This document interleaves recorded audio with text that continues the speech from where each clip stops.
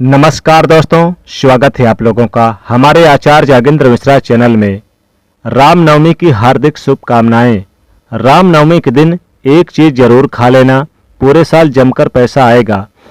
दोस्तों, आज हम आपको बताने जा रहे हैं रामनवमी के दिन आपको कौन सा ऐसा खास उपाय करना चाहिए जिससे पूरे वर्ष आपके घर में धन धान्य की समृद्धि हो, माता लक्ष्मी जी की प्राप्ति हो तथा आपके घर में सुख शांति समृद्धि का वास हो। चैत्र माह के शुक्ल पक्षी नवमी तिथि के दिन भगवान श्री राम श्री हरि नारायण के 21वें अवतार के रूप में त्रेता युग में महाराजा दशरथ तथा महारानी कौशल्या के घर में मर्यादा पुरुषोत्तम प्रभु श्री रामचंद्र जी का प्रागट्य हुआ था। इसीलिए रामनवमी के दिन सबसे खास माना जाता है। रामचरितमानस में तुलसी दास जी ने लिखा है कि नवमी तिथि मधुमास पुनीता शुक्ल पक्ष अभिजीत हर प्रीता, यानी चैत्र माह के शुक्ल पक्षी नवमी तिथि के दिन ठीक मध्याह्न के समय दोपहर अभिजीत मुहूर्त में दोपहर 12 बजे प्रभु श्री राम जी का प्रागट्य हुआ था। तभी से राम नवमी का दिन सबसे महत्वपूर्ण और खास माना जाता है। और रामनवमी को सर्वार्थ सिद्धि के साथ साथ कई योग विद्यमान रहेंगे। इसी कारण रामनवमी के दिन यदि हम कोई भी नया काम करते हैं, शुभ काम करते हैं और मंगल कार्य का शुभारंभ करते हैं तो ये सबसे ज़्यादा हमारे जीवन में लाभदायक सिद्ध होता है।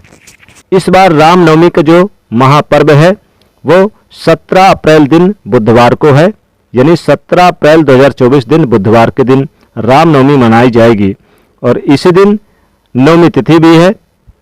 तो इस दिन आप ठीक दोपहर 12 बजे प्रभु श्री राम जी का प्रागट्य उत्सव मनाएंगे।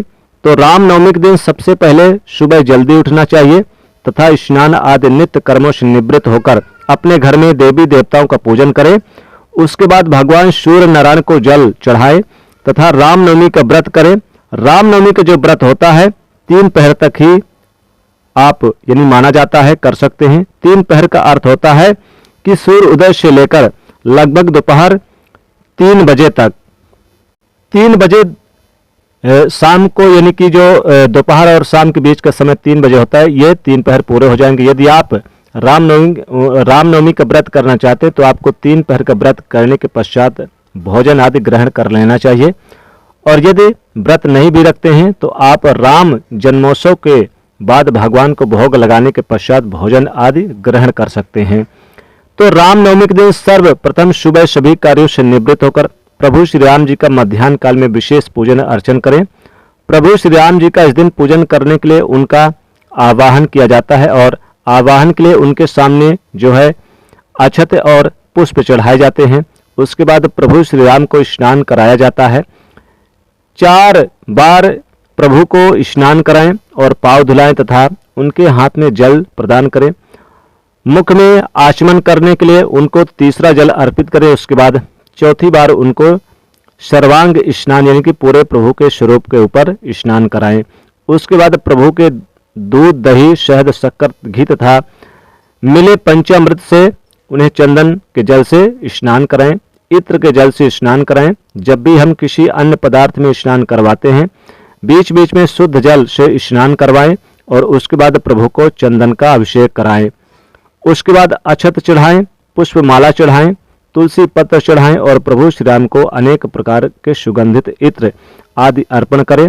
उसके बाद प्रभु को सुंदर सुंदर वस्त्र धारण कराएं, अच्छे प्रकार से प्रभु का श्रृंगार करें। ये कार्य आप दोपहर 12 बजे के पहले पहले संपन्न करें और ठीक 12 जैसे ही बजते हैं उसके बाद भगवान के सामने भोग रखें और भगवान को जो है भोग के रूप में, वैसे तो आप अनेक प्रकार के मिठाइयाँ फल और अन्य भोग सामग्री उनके सामने रख सकते हैं, पंचमेवा इत्यादि उनको भोग के रूप में अर्पण करें। लेकिन सबसे पहले आप कोई प्रिय वस्तु यदि उनकी है तो वो खीर होती है। भगवान श्री राम की सबसे प्रिय वस्तु खीर होती है। मेवे केसर से युक्त ये जो खीर होती है, आप प्रभु श्री राम जी को खीर का सबसे ज़्यादा यानी कि जो प्रिय है भोग लगाएं। तो यदि आप व्रत करते हैं, उपवास करते हैं तो आप फलाहारी हैं, खीर बनाकर प्रभु को अर्पण करें। और यदि व्रत उपवास आप नहीं करते हैं तब भी प्रभु के जन्मोत्सव के बाद आप भोजन ग्रहण करें तो खीर का सेवन जरूर करें। खीर का भोग लगाने के बाद फिर आप इसे ग्रहण करें। आप चावल की खीर बनाकर प्रभु के सामने अर्पण करें और खीर के अंदर तुलसी पत्र, केसर इत्यादि डाल करके भगवान को भोग लगाएं और उसके बाद फिर आरती करें। आरती करने के बाद सभी भक्तों को प्रसाद वितरण करें। फल, मिठाई और अन्य जो भी सामग्री आपने भोग लगाई है उसका प्रसाद वितरण करें। भगवान की स्तुति का गान करें तथा श्री राम जी का चरितमानस, रामचरितमानस का, अखंड रामचरितमानस का पाठ भी करें। आप रामनवमी के दिन कर सकते हैं। यदि आप राम नाम का उच्चारण भी कर सकते हैं तो बहुत अच्छा है। पूजन आरती संपन्न होने के बाद प्रभु से हाथ जोड़कर प्रार्थना करें, हे प्रभु, आप तो अंतर्यामी हैं, तीनों लोक के स्वामी हैं और आप साक्षात विष्णु यानी कि नारायण के अवतार हैं। आज हमने आपका प्रागट्य उत्सव, आपका अवतरण दिवस, जन्म दिवस मनाया है, आपकी सेवा की है, आपकी पूजा की है। हमारे द्वारा जाने अनजाने में कोई त्रुटि हो गई हो तो आप हमें क्षमा कर दीजिएगा। इस प्रकार से रामनवमी का पर्व मनाइए और फिर आप प्रसाद के रूप में जो खीर बची है उसे ग्रहण कर लीजिएगा। रामनवमी के दिन खीर खाने से बहुत ही शुभ होता है, बहुत ही उत्तम होता है।